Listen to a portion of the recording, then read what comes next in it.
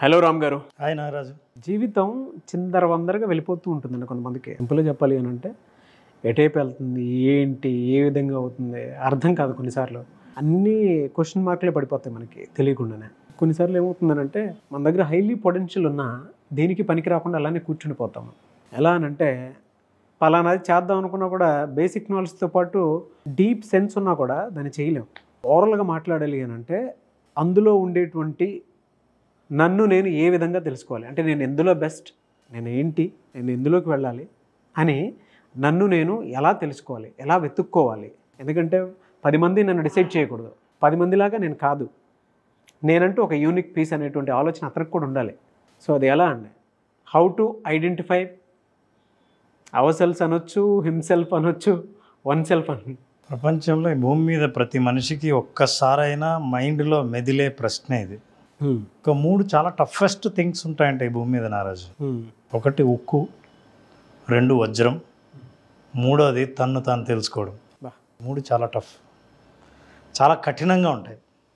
అందుకే మనల్ని మనం తెలుసుకునే ప్రయత్నంలో ఆ జర్నీలో వెళ్తూ ఉంటే ఎంత కఠినంగా ఉంటుందంటే ఇక ఎందుకు అనవసరంగా తెలుసుకోవడం అవసరం అని వెనక్కి వచ్చేయాలనిపిస్తుంది.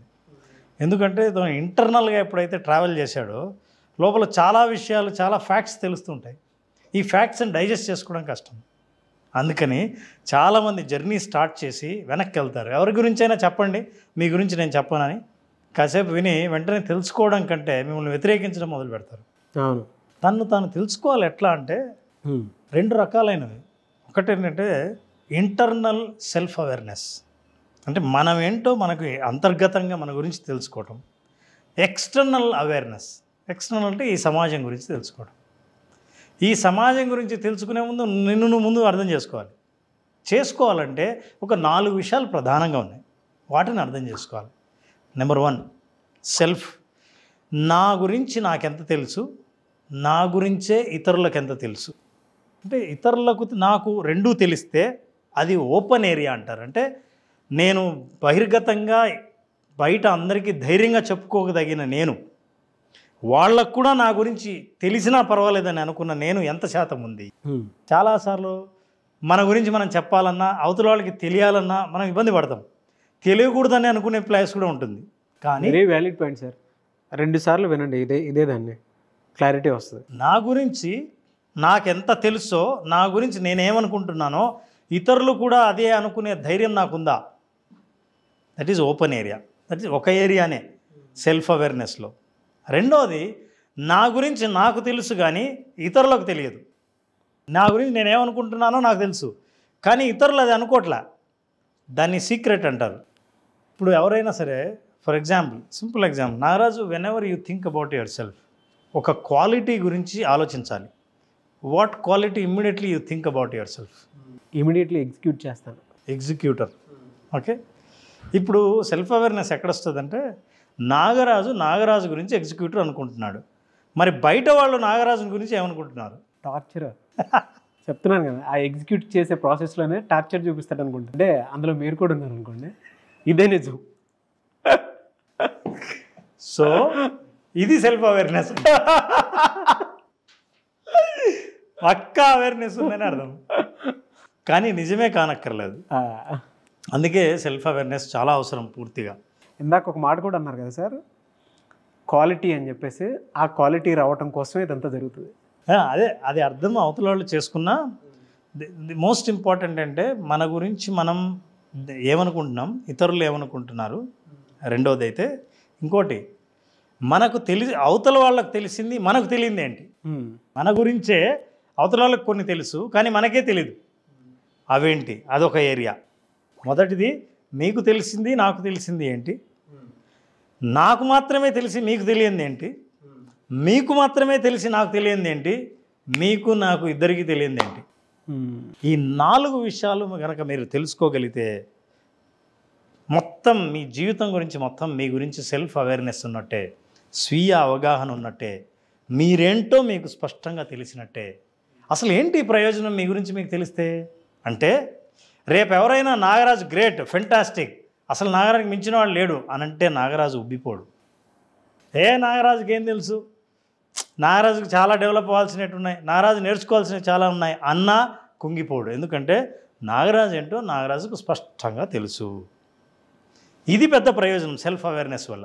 అందుకే ఇందాక క్వశ్చన్ అడిగేటప్పుడు నాగరాజు నువ్వు అన్నావు జీవితం ఎటో వెళ్ళిపోతుంది అని. గందరగోళం. ఈ గందరగోళం అని ఎప్పుడు అనిపిస్తుందంటే నేనేంటో నాకు తెలియకుండా నేను ఎక్కడికి వెళ్తున్నానో నాకు తెలియనప్పుడు అది గందరగోళంగానే కనిపిస్తుంది. కానీ నా సెల్ఫ్ అవేర్నెస్ ఎప్పుడైతే ఉంటుందో నేను ఎక్కడికి వెళ్తున్నానో తెలుస్తుంది. ఊరు బాగా తెలిసినవాడు ఇటు నుంచి దగ్గర దామేమో ఇట్లా వెళ్తే మెయిన్ రోడ్డుకి వెళ్ళాలంటే ఏ డైరెక్షన్లో వెళ్తే మెయిన్ డోర్కి వెళ్ళొచ్చో, కొత్త దారి అయినా సరే మెయిన్ రోడ్డుకి వెళ్ళాలంటే ఏ డైరెక్షన్లో వెళ్తే వెళ్ళొచ్చో అంచనా వేయగలడు. ఊరికి కొత్తవాడు బయటికి వెళ్ళాలనుకుంటే ఇటు వెళ్తే పోవచ్చా తెలియక దారి తప్పిపోతాడు. అప్పుడు గందరగోళంగా ఉంటుంది జీవితం. సో ఈ 4 విషయాలు తెలుసుకోవాల్సిన అవసరం ఉంది. కొంతమంది ఉంటారు హై సెల్ఫ్ అవేర్నెస్ అంటే ఇంటర్నల్ అవేర్నెస్, లో ఎక్స్టర్నల్ అవేర్నెస్.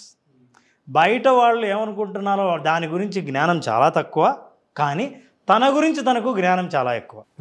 అట్లాంటి వాళ్ళు ఏం చేస్తారంటే అవతల వాళ్ళని సరిగ్గా చదవలేరు. అతి అంటే అంతా తెలుసు నాకు తెలుసు అని అనుకునే వాళ్ళు ఉంటారే, తన గురించి మాత్రమే తనకు తెలుసు కానీ సమాజాన్ని చదవలేడు. అటువంటి వాళ్ళు ఎవరన్నా మీకు అనిపిస్తే మీ ఫ్రెండ్ సర్కిల్లో కానీ ఇంట్లో కానీ ఎక్కడైనా కింద కామెంట్ బాక్స్లో పోస్ట్ చేయండి. ఎందుకంటే వాళ్ళు మీకు గుర్తొచ్చినప్పుడు వీడియో ఆటోమేటిక్ 2 సార్లు చూడాల్సినటువంటి అవసరం ఉండదు, ఫార్వర్డ్ కూడా చేస్తారు. సో ఎక్స్టర్నల్ అవేర్నెస్ చాలా తక్కువ ఉంటుంది, ఇంటర్నల్ అవేర్నెస్ బాగా ఎక్కువ ఉంటుంది. అయితే నారాజు ఇందాక అడిగా తెలుసుకోవాలంటే టిప్స్ ఉన్నాయి. ఎలా సార్? అదే చాలా ఈజీ. అంటే ఇప్పుడు మనం ఈ సబ్జెక్ట్ ఎలాబొరేట్ చేస్తే చాలా పెద్దగా సబ్జెక్ట్ ఉంటుంది కానీ but let us help them. ఎవరైనా నిజంగా సీరియస్గా మీ గురించి మీరు తెలుసుకోవాలనుకుంటే నెంబర్ 1 మీ గురించి మీరు అనుకునే 5 క్వాలిటీస్ రాయండి. అంటే వాట్ ఆర్ ద అడ్జెక్టివ్స్.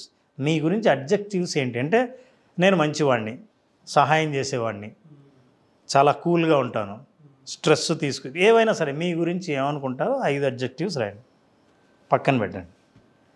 మీకు తెలిసిన వాళ్ళ దగ్గరికి వెళ్ళి అరే నా గురించి నీకేం తెలుసో 5 అడ్జెక్టివ్స్ రాయమనండి. ఇప్పుడు మీరు రాసినవి మీ గురించి ఏమనుకుంటున్నారో, వాళ్ళు మీ గురించి ఏమనుకుంటున్నారో ఇవి 2 చెక్ చేయండి. ఎంత మ్యాచ్ ఉందో చూడండి. అదేంటి నేను ఇది కదా అంటే ఎవడు చెప్పాడు? నా గురించి నేను ఇలా అనుకుంటున్నాను, నువ్వు అనుకుంటవచ్చు కానీ నువ్వు అవునో కాదో మాకు తెలుసు. యాక్టివిటీ బాగుంది సార్. ఈ యాక్టివిటీ చేయడం మొదలు పెడితే దీని తర్వాత నెక్స్ట్ లెవెల్ ఉంది. తెలిసిన తర్వాత మిస్ మ్యాచ్ డెఫినెట్గా కనపడుతుంది. అవును, 1-2 మ్యాచ్ ఉన్నా పర్ఫెక్ట్, కానీ మిగతా కొత్తవి ఉన్నవే ఇవేంటి నా గురించి తెలియదే మీరు ఇలా అనుకుంటున్నారా, ఓ 3-4 కొత్తవి తేలుతాయి కదా, ఇప్పుడు నా గురించి ఇలా అనుకుంటున్నారా. నౌ టేక్ అ ఫీడ్బ్యాక్ తీసుకోవడానికి మీకు ఓపెన్ మైండ్ ఉండాలి. True sir. చెప్పండి మీరు నా గురించి ఇలా ఎందుకు అనుకుంటున్నారో, I just wanted to know అని. ఈ ఫీడ్బ్యాక్ ఎప్పుడైతే మీరు ఎక్కువ తీసుకోవడం మొదలు పెడతారో మీకు ఎక్స్టర్నల్ అవేర్నెస్ పెరుగుతుంది. సమాజాన్ని చదువుతారు, మిమ్మల్ని మీరు అర్థం చేసుకుంటారు. తెలిసినవాడు స్థితప్రజ్ఞుడు అవుతాడు. ఎమోషనల్ ఇంటెలిజెన్స్లో ఇది ప్రధానమైన భాగం సెల్ఫ్ అవేర్నెస్. ఈ అవేర్నెస్ లేకపోతే జీవితం గందరగోళం, ఏ పని చేసినా గందరగోళం, ఎక్కడికి వెళ్ళినా గందరగోళం. ఈ గందరగోళం నుంచి బయటపడాలంటే మిమ్మల్ని మీరు తెలుసుకోండి, తెలుసుకోవడానికి ధైర్యం చూపించండి. ఎందుకంటే నన్ను నేను తెలుసుకునే ప్రయత్నంలో కొన్ని భయంకరమైన నిజాలు బయటపడతాయి.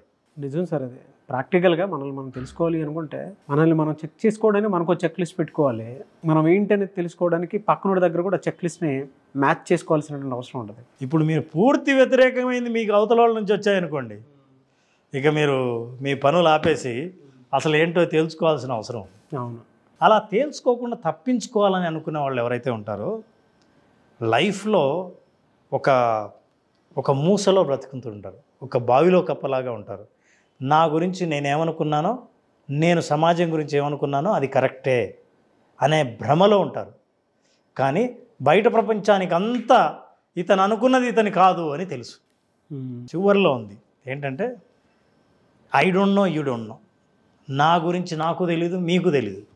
ఇట్లా తెలియనివే హయ్యెస్ట్ పొటెన్షియల్ అంటాం. అరే నాకు ఎంత పొటెన్షియల్ ఉందని నాకే తెలియదు, అరే నువ్వు ఇది సాధిస్తావని మేము ఎవరం అనుకోలేదు. అందుకే గొప్ప గొప్ప విజయాలు ఎప్పుడు తెలుసా, నేను అనుకోలేదు, మా ఇంట్లో వాళ్ళు ఎవరు అనుకోలేదు, నా ఫ్రెండ్స్ ఎప్పుడు ఊహించలేదు, నేను కల కూడా కనలేదు. అట్లాంటివి డీప్ డైవ్ చేసినప్పుడు, లోతుగా మీలోకి వెళ్ళి మీరేంటో తెలుసుకునే ప్రయత్నం చేసినప్పుడు కొత్త విషయాలు బయటపడతాయి. ఈ 4 స్పష్టంగా అర్థం చేసుకుంటే సెల్ఫ్ అవేర్నెస్కి మీరు పూర్తి సిద్ధమైనట్టే. వాళ్ళు ఏంటంటే బలమైన కోట గోడ లాంటి వాళ్ళు సెల్ఫ్ అవేర్నెస్ ఉన్నవాళ్ళు. ఎందుకంటే అవతల వాళ్ళు వేసే తూటాలని, ఎదుటి వాళ్ళు చేసే విమర్శలు ఈ గోడను ఒక్క రాయిని కూడా పీకలేవు. అంత స్ట్రాంగ్ అవ్వాలనుకుంటే prepare for self awareness. Very good అండి. సింపుల్. 2 టైమ్స్ చూస్తే అర్థం అవుతాయి. ఎందుకంటే సార్ అర్థం చేసుకున్నా కూడా రెండోసారి మిమ్మల్ని మీరు చెక్ లిస్ట్ పెట్టుకుని చూసేటప్పుడు ఎదుటోడు ఇంకొక మాట చెప్తాడు కదా, అప్పుడు రెండోసారి చూడాల్సిన అవసరం వస్తుంది. 1 మోర్, మీరు చెక్ లిస్ట్ ఒక 5 పెట్టుకుని చూడండి. 5లో మీకు ఎన్ని మార్క్స్ వస్తాయో కింద కామెంట్ బాక్స్లో పోస్ట్ చేయండి. మీరు ఎవరనే విషయం అప్పుడు అర్థమవుతుంది. అసలు వాళ్ళు చెక్ చేసిన తర్వాత మీరు అనుకున్నవేంటి, వాళ్ళు అనుకున్నవేంటి అని ఆ 2 రాసి పెడితే కామెంట్లో నిజంగా ఇంకోటి ఇలా పెట్టాలంటే కూడా ధైర్యం ఉండాలి నాయన. చాలా సార్. అలా ధైర్యం ఉన్న వాళ్లకు నిజంగా వాళ్ళని వాళ్ళు తెలుసుకోవడానికి సిద్ధపడినట్లు అర్థం. అవును. So we appreciate them. Very good sir.